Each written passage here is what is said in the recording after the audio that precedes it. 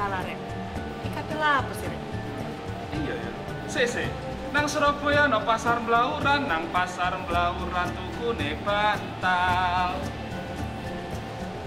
Sadurunge awak dhewe ape kenalan, nek wis kenalan cek padha kenal. Asik.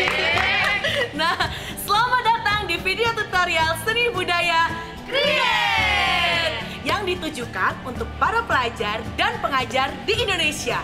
Sebelumnya, perkenalkan kami tim Create. Saya Lina, ada Kak Ainur, ada Kak Sumi, ada Kak Leli, ada Kak Rahma, ada Kak Dian, dan ada Kak Cakra. Dalam setiap edisinya, kami akan mengajak teman-teman pelajar serta rekan-rekan pengajar untuk mengenal teknik-teknik seni rupa yang kami kombinasikan dengan seni dan objek yang terinspirasi dari berbagai daerah di Indonesia. Untuk informasi lebih lanjut, akan dilanjutkan oleh rekan kami, Kak Regina. Halo semua, saya mau memberikan informasi tambahan ya. Semua teknik seni rupa yang kami tampilkan akan diperlengkapi dengan panduan bagi para pengajar untuk dapat memantik diskusi tentang keragaman, toleransi, inklusi, dan juga pluralisme dengan para siswa agar dapat diterapkan di kelas masing-masing. Nah, mau tahu seperti apa kegiatannya? Ikuti sampai selesai ya. Dalam ekspresi literasi, peserta akan terlebih dahulu dikenalkan teknik seni lukis menggunakan cat akrilik serta penggunaan cakrawarna dalam karya seni. Cakrawarna dalam lukisan ini merepresentasikan emosi yang dirasakan oleh peserta setelah membaca cerita tersebut. Dalam kegiatan ini, teman-teman akan mengenal cara untuk mengekspresikan perasaan melalui kegiatan melukis. Peserta akan diberikan kutipan sebuah paragraf dari cerita pendek karya Ahmad Tohari yang berjudul Wangon Jatilawang. Cerita ini merupakan salah satu cerita pendek dari kumpulan cerpen beliau, yaitu Senyum Karyamin. Tujuan dari kegiatan ini adalah peserta memahami bahwa emosi memiliki keterkaitan dengan karya seni. Selain itu, peserta didorong untuk lebih mengenal karya sastra lokal, memaknai kalimat dari cerita sastra tersebut, lalu menyalurkan emosi yang dirasakan melalui karya seni. Setiap peserta idealnya dapat memiliki emosi yang berbeda-beda saat membaca kutipan cerita pendek Wangon Jatilawang. Emosi yang muncul dari bacaan tersebut kemudian diekspresikan ke dalam lukisan yang setiap warnanya mewakili perasaan peserta. Penggunaan warna yang sama antara satu peserta dengan yang lain belum tentu menggambarkan emosi yang sama. Komposisi cakrawarna dan pemaknaan peserta terhadap kaitan warna yang digunakan dengan emosi yang dirasakan akan berbeda-beda.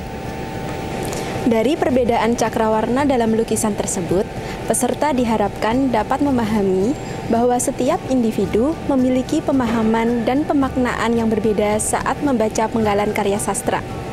Maka dari itu, perasaan yang muncul dan cara mengekspresikan emosi bisa bervariasi. Ketika peserta dapat menyimpulkan hal ini, maka Bapak dan Ibu pengajar akan lebih mudah mengarahkan diskusi untuk dapat menggali dan meningkatkan pemahaman peserta tentang toleransi melalui literasi dan karya seni. Setelah melukis, peserta diajak untuk berdiskusi agar mampu memahami bahwa setiap individu memiliki cara yang berbeda dalam mengekspresikan emosinya setelah membaca kutipan cerpen tersebut. Misalnya, perbedaan emosi antara peserta dipengaruhi oleh pengalaman hidup, latar belakang, cara berpikir, dan kondisi yang berbeda antara setiap individu, sehingga akan mempengaruhi hasil lukisan dan pemilihan cakrawarna setiap peserta.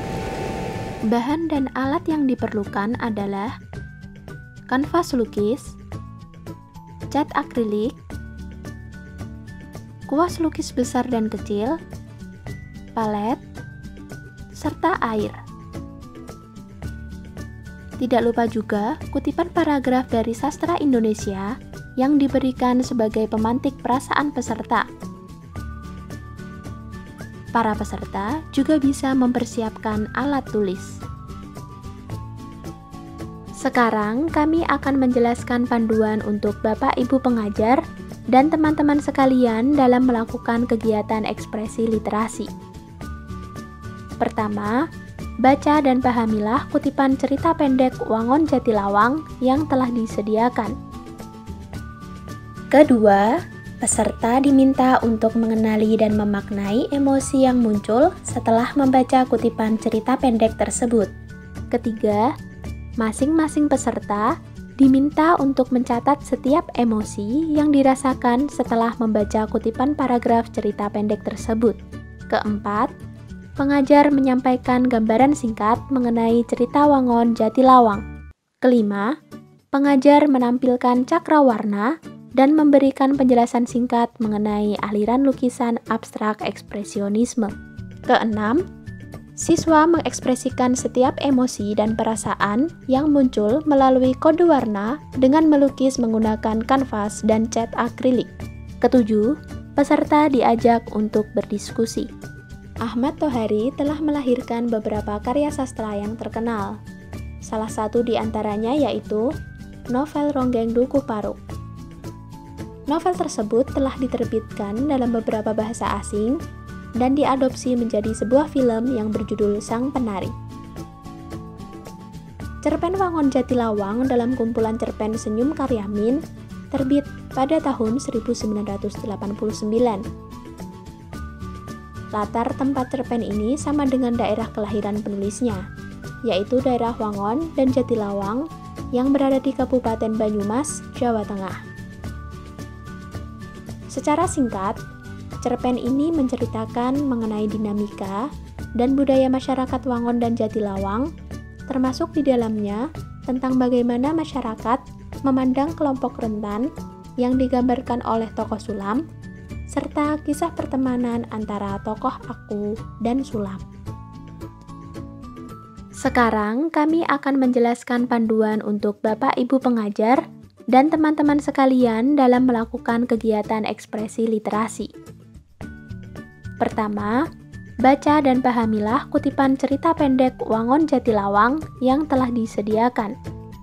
Kedua, peserta diminta untuk mengenali dan memaknai emosi yang muncul setelah membaca kutipan cerita pendek tersebut. Ketiga, masing-masing peserta diminta untuk mencatat setiap emosi yang dirasakan setelah membaca kutipan paragraf cerita pendek tersebut. Keempat, pengajar menyampaikan gambaran singkat mengenai cerita Wangon Jatilawang. Kelima, pengajar menampilkan cakrawarna dan memberikan penjelasan singkat mengenai aliran lukisan abstrak ekspresionisme. Keenam, siswa mengekspresikan setiap emosi dan perasaan yang muncul melalui kode warna dengan melukis menggunakan kanvas dan cat akrilik. Ketujuh, peserta diajak untuk berdiskusi. Action. Setelah menggambar selesai, Bapak dan Ibu pengajar bisa mengajak siswa berdiskusi agar siswa dapat mengaitkan kegiatan ekspresi literasi dengan kehidupan sehari-hari, sehingga dapat memantik diskusi tentang keragaman dan toleransi.